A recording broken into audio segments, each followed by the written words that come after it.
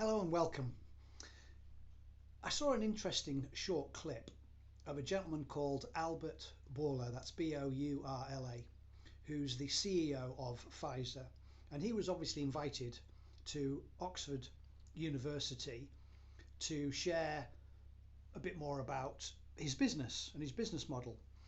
And what he basically said was that they're kind of going to be putting more of their money, like billions, not into mRNA, but into curing, no, you can't use that term, treating, that's it, yeah, treating turbo cancers.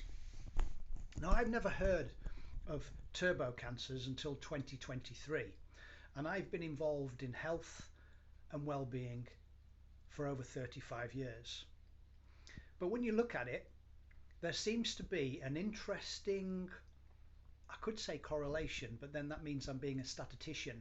But let's just say that some of the people that I follow seem to have correlated information or research showing that the reason why turbo cancers is on the rise is because of something that we introduced a few years ago.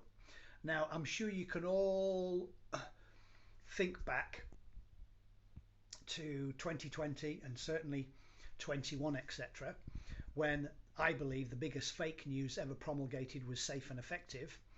And obviously the relative risk ratio was seen as 95%, but the actual risk ratio I think was 0.87. But put that to one side. The fact is that this new novel injection has fast-tracked people to turbo cancers. Now, some people would say, no, it's because people didn't go to their doctors sooner and so on. Well, that may be a factor as well.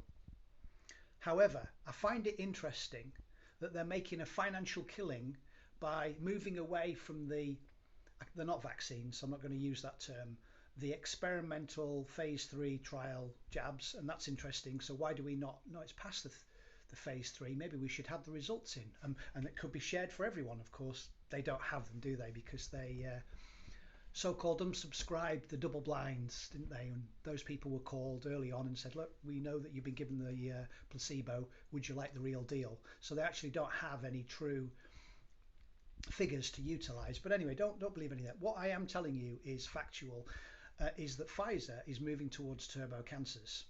Now, I need to remind you, there are 44,000 label medical diseases, right? In my opinion, there's only one. It's called molecular chaos, and there's only two ways of creating it: toxicity and then deficiency. However, in the British medical, American medical, there are 44,000. And of the 44,000, there are over 651,000 patented pharmaceutical drugs. Wait for it, none of them cures of anything. When, oh when, are people going to start to wake up? So the exact corporation that I believe has been instrumental in creating turbo cancers is now got the solution. Is that not asking the fox to look after the hens in the hen house? Food for thought. Please, as always, do your own due diligence. My love and blessing. Bye for now.